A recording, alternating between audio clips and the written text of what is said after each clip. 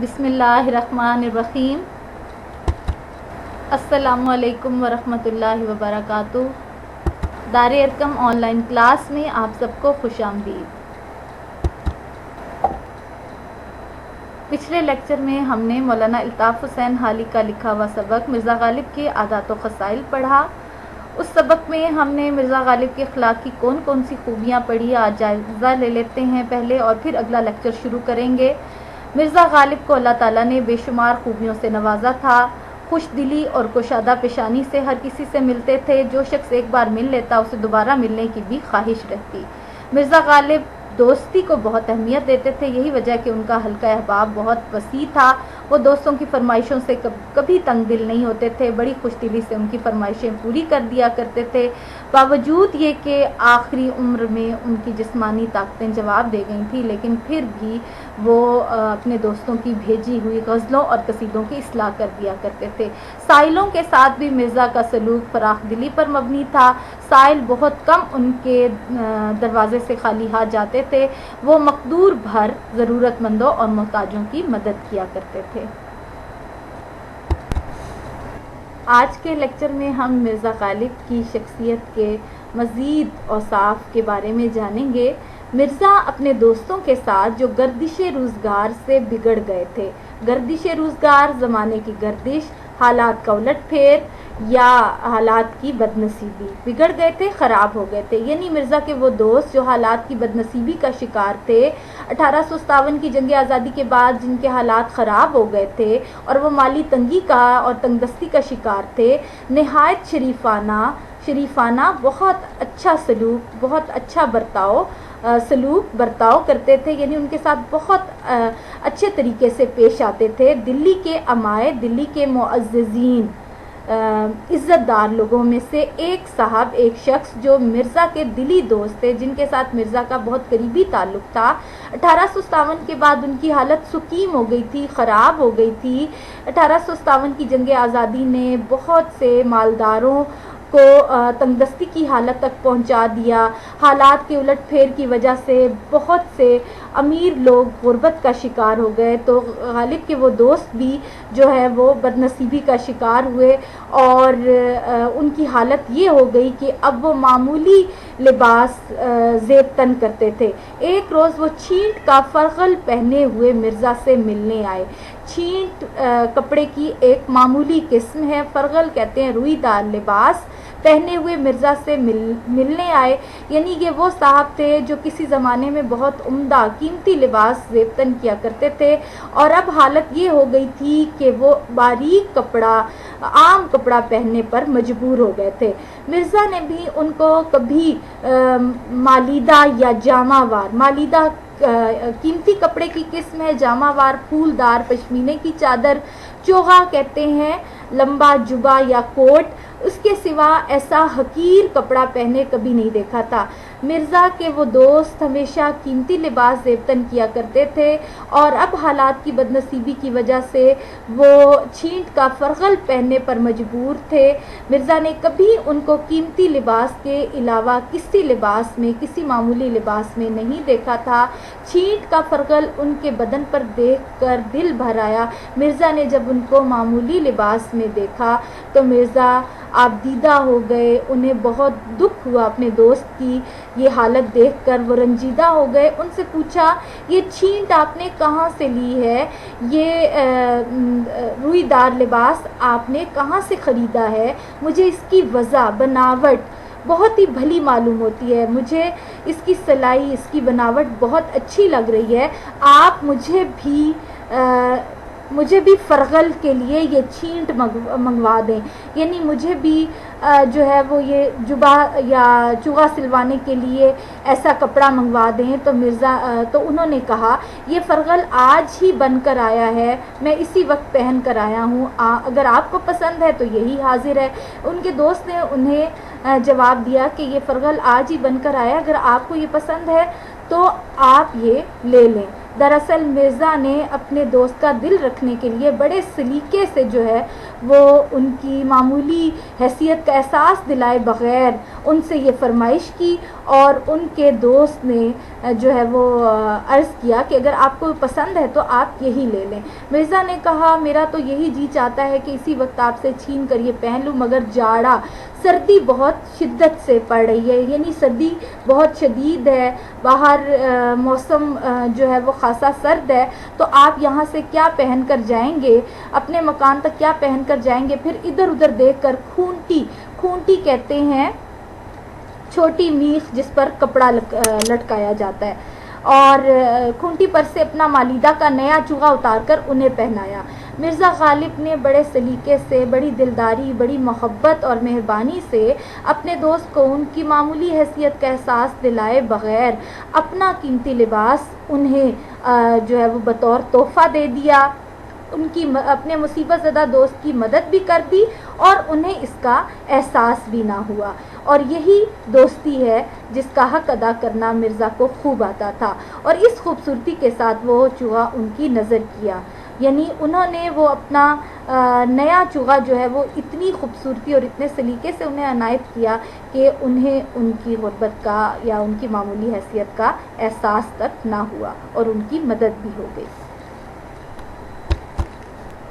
اگلے پیراگراف میں مرزا کی خوش دلی اور زندہ دلی کے بارے میں بتایا گیا ہے۔ ظرافت، زندہ دلی، خوش مزاجی اس قدر تھی کہ اگر آپ کو بجائے حیوان ناطق کہتے ہیں، ناطق لفظ نطق سے نکلا ہے، نطق زبان کو، گویائی کو کہتے ہیں، یعنی بولنے والا جانور، اس کا مطلب ہے انسان کو اللہ نے بولنے کی صلاحیت دی ہے، اس لیے حیوان ناطق کہا جاتا ہے۔ حیوان ناطق کی بجائے حیوان ظریف، ہنسنے ہنسانے والا، مزاح کرنے والا انسان کہا جائے تو بجا ہے، درست ہے۔ مولانا الطاف حسین حالی نے مرزا غالب کی زندہ دلی کے بارے میں تبصرہ کرتے ہوئے کہا ہے کہ آپ کی شخصیت باغ و بہار تھی، آپ گفتگو میں ہنسی مذاق کا پہلو نکال لیا کرتے تھے، یہی وجہ ہے کہ آپ کو حیوان ناطق کی بجائے حیوان ظریف کہا جائے تو یہ زیادہ درست ہے۔ اس کی مثال انہوں نے اس طرح دی ہے کہ ایک دفعہ جب رمضان کا مہینہ گزر چکا تو قلعے میں گئے۔ قلعے کا مطلب ہے حفاظتی حصار، جہاں فوج رہتی ہے، یہاں اس سے مراد ہے بادشاہ کا دربار۔ بادشاہ کے دربار میں گئے، بادشاہ نے پوچھا بادشاہ کون ہے؟ بہادر شاہ ظفر۔ انہوں نے مرزا سے پوچھا مرزا تم نے کتنے روزے رکھے ہیں؟ تو مرزا نے عرض کیا، جواب دیا، پیر و مرشد استاد محترم ایک نہیں رکھا۔ اب ایک نہیں رکھا، یہ اس میں ابہام ہے، یہ ذو معنی جملہ ہے، اور اگر دیکھا جائے تو سننے والا ظاہری مطلب کی طرف دھیان دے گا کہ مرزا نے ایک روزہ چھوڑا ہے اور باقی رکھے ہیں، لیکن اگر اس جملے کی گہرائی میں اترا جائے تو اس سے مراد یہ ہوگا کہ مرزا نے کوئی روزہ نہیں رکھا۔ یہ مرزا کی حاضر جوابی اور ان کی زندہ دلی کی عمدہ مثال ہے۔ ایک دن نواب مصطفیٰ خان شیفتہ کے مکان پر، نواب مصطفیٰ خان شیفتہ مرزا کے ہم زمانہ غزل گو شاعر تھے، ان کے گھر ان سے ملنے کے لیے گئے۔ ان کے مکان کے آگے چھتا کا مطلب ہے سائبان، تاریک تھا، اندھیرے میں تھا۔ جب چھتے سے گزر کر، سائبان سے گزر کر دیوان خانہ کا مطلب ہے بیٹھک یا مہمان خانے کے دروازے پر پہنچے تو وہاں نواب صاحب ان کے لینے کو، ان کے استقبال کے لیے کھڑے تھے۔ مرزا نے ان کو دیکھ کر یہ مصرع پڑھا۔ اب یہ جو مثال ہے یہ مرزا کی برجستہ گوئی کی مثال ہے، مرزا کتنے حاضر جواب تھے یا گفتگو کے بادشاہ تھے، وہ کس طرح سے جو ہے وہ خوبصورت لفظوں کے نگینے جڑنا انہیں خوب آتا تھا۔ آب چشمے حیواں درون تاریکی است، آب چشمے حیواں یعنی آب حیات کا چشمہ تاریکی میں ہے، یعنی گھر کا جو داخلی راستہ تھا وہ اندھیرے میں تھا، اور اسے دیکھ کر مرزا نے برجستہ یہ کہا کہ آب حیات اندھیرے میں ہے۔ یا یوں بھی کہہ سکتے ہیں کہ نواب مصطفیٰ خان شیفتہ کے فضل و کمال کو انہوں نے چشمے حیواں سے تعبیر کیا ہے۔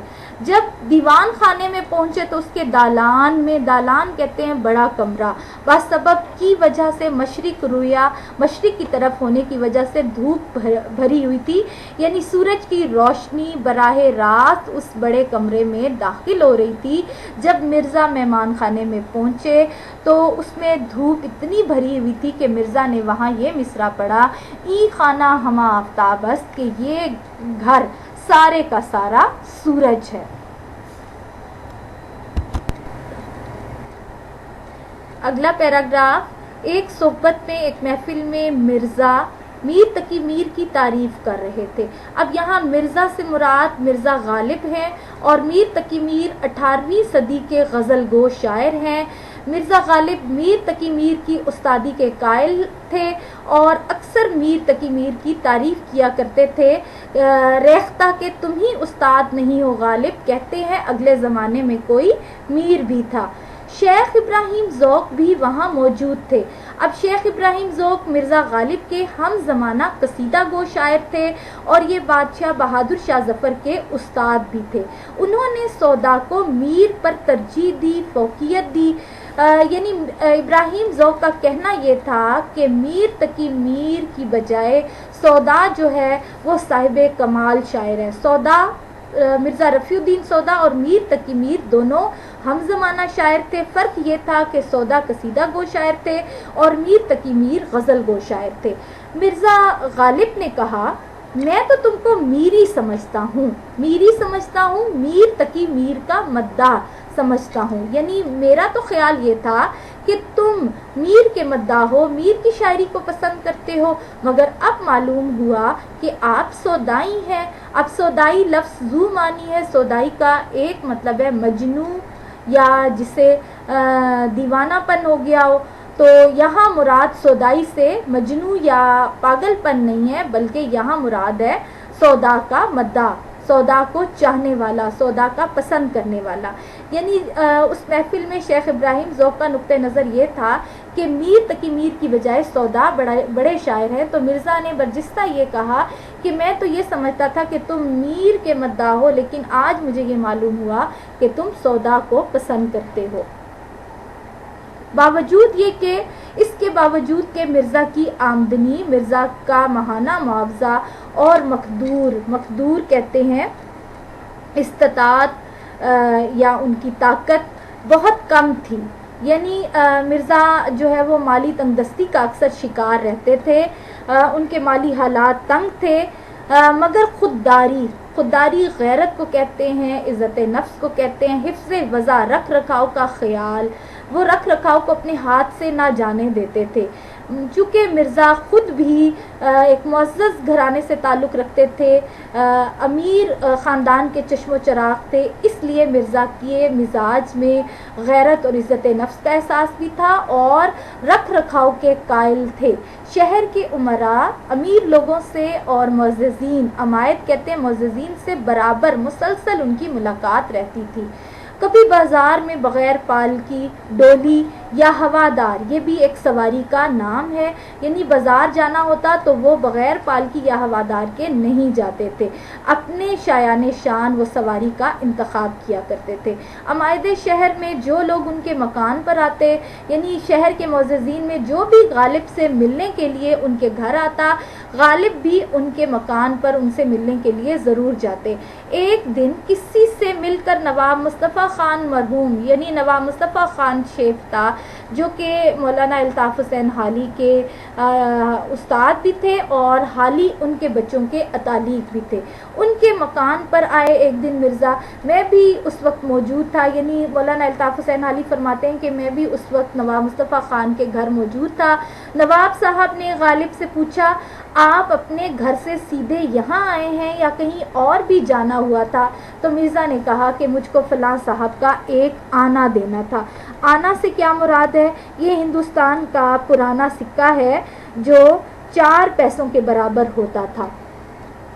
اب یہ دیکھیں کہ مرزا کو اگرچہ یہ ایک بڑی معمولی سی حقیر سی رقم تھی، لیکن چونکہ ان کے پاس ضمانت تھی تو مرزا اس کا دینا ضروری سمجھتے تھے۔ وہ کہتے ہیں کہ میں فلاں صاحب کے گھر گیا، ان کا ایک آنا مجھے دینا تھا، وہ واپس کیا، پہلے وہاں گیا اور پھر وہاں سے میں آپ سے ملنے آیا ہوں۔ ایک دن دیوان فضل اللہ مرحوم چرٹ میں سوار۔ دیوان یہ محکمہ مال کا بڑا وزیر ہوتا ہے۔ فضل اللہ دوست کا نام ہے، مرحوم یعنی ان کی وفات ہو گئی تھی۔ چرٹ کہتے ہیں رتھ کو، یہ بھی سواری کا نام ہے، یعنی مرزا کے ایک بہت قریبی دوست جو محکمہ مال میں وزارت کے عہدے پر فائز تھے، وہ ان سے ملنے، وہ ایک دن رتھ میں سوار مرزا صاحب کے گھر کے پاس سے بغیر ملے آگے نکل گئے۔ مرزا کو معلوم ہوا، مرزا کو پتہ چلا تو انہوں نے ایک خط دیوان جی کو لکھا۔ مرزا کو جب یہ پتہ چلا کہ دیوان جی ان سے ملاقات کیے بغیر ان کے گھر کے سامنے سے نکل گئے ہیں تو انہوں نے ایک خط جو ہے وہ دیوان جی کے نام لکھا۔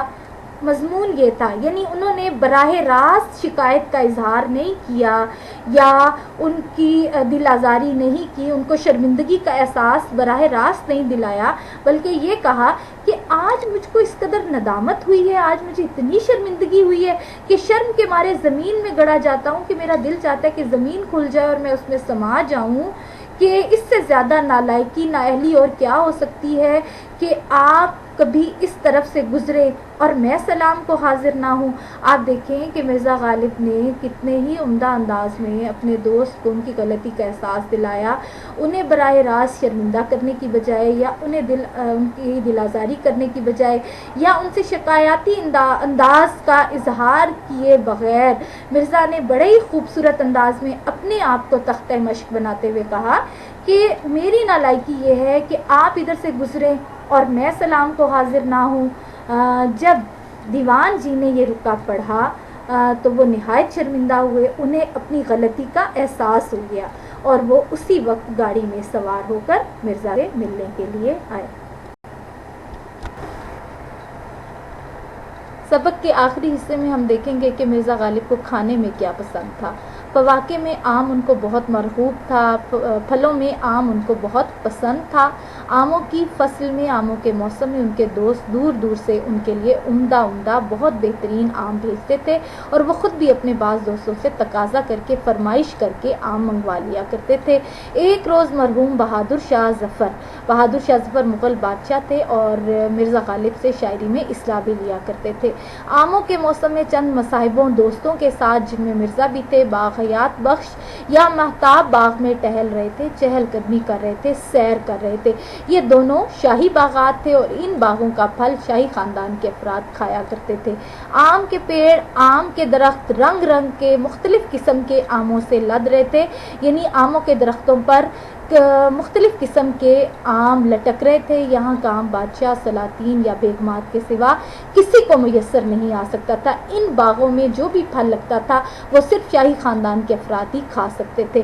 مرزا بار بار آموں کی طرف دیکھتے اور بادشاہ نے پوچھا، مرزا اس قدر غور سے کیا دیکھتے ہو؟ مرزا کا دل اصل میں اس وقت آم کھانے کو چاہ رہا تھا۔ مرزا نے بڑے ادب سے عرض کیا، گزارش کی، اس کو دیکھتا ہوں کہ کسی دانے پر میرا اور میرے باپ دادا کا نام بھی لکھا ہے یا نہیں، یعنی یہ کہاوت مشہور ہے کہ دانے دانے پر لکھا ہے کھانے والے کا نام، اس کے مصداق میں بھی یہ تلاش کرتا ہوں کہ کسی آم پر میرا اور میرے باپ دادا کا نام بھی لکھا ہے یا نہیں۔ بادشاہ مسکرائے۔ بادشاہ نے مرزا کی خواہش بھانپ لی اور اسی روز ایک ٹوکری بہنگی یعنی وہ لکڑی جس کے دونوں طرف رسیاں لٹکتی ہیں، جس پر سامان لاد کر کندھے پر اٹھایا جاتا ہے، عمدہ آموں کی مرزا کو بھجوا دی۔ مرزا کی نیت آموں سے کبھی سیر نہیں ہوتی تھی، مرزا کا دل آم کھا کر کبھی نہیں بھرتا تھا۔ اہل شہر کے لوگ تحفے کے طور پر انہیں آم بھیجتے تھے، وہ خود بھی بازار سے آم منگواتے تھے، باہر سے دور کا آم بطور سوغات تحفے کے طور پر آتا، مگر حضرت کا جی کبھی نہیں بھرتا تھا۔ نواب مصطفیٰ خان مرحوم ناقل تھے، بیان کرتے تھے کہ ایک صحبت میں، ایک محفل میں مولانا فضل حق اور دیگر احباب دوسرے دوست موجود تھے اور آم کی نسبت، آم کے بارے میں ہر شخص اپنی رائے، اپنا خیال پیش کر رہا تھا کہ اس میں کیا کیا خوبیاں ہونی چاہیے۔ جب سب لوگ اپنی کہہ چکے تو مولانا فضل حق نے مرزا سے کہا، تم بھی اپنی رائے بیان کرو، اپنا خیال بیان کرو۔ مرزا نے کہا بھئی میرے نزدیک تو عام میں 2 باتیں ہونی چاہیے، میٹھا ہو اور بہت ہو، یعنی لذت میں شیریں ہو اور مقدار میں بہت زیادہ ہو۔ مرزا کا یہ جواب سن کر محفل میں موجود تمام لوگ ہنس پڑے۔ آج کے لیکچر میں ہم نے سبق مرزا غالب کے عادات و خصائل مکمل کر لیا۔ اب آپ نے اس پورے سبق کے مشکل الفاظ کے معنی یاد کرنے ہیں، MCQs یاد کرنے ہیں، اور کسی ایک پیراگراف کی وضاحت ضرور اپنی کاپی پر لکھیں۔ اللہ تعالیٰ سب کا حامی و ناصر رہے۔ فی امان اللہ۔ اللہ حافظ۔